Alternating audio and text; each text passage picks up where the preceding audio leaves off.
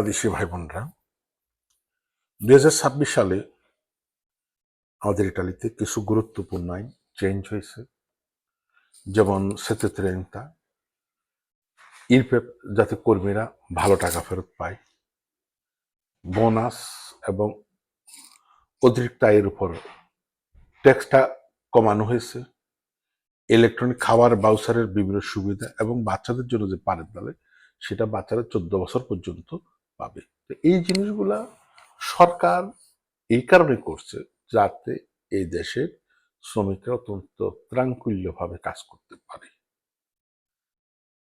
আমরা বলবো যে প্রত্যেকের আমাদের উইজির যে স্পর্টগুলো আছে আপনারা যাবেন, আমাদের ইনফরমেশনগুলো নেবেন, ইনশাল্লাহ আমরা আপনাদেরকে সর্বাত্মক হেল্প করব।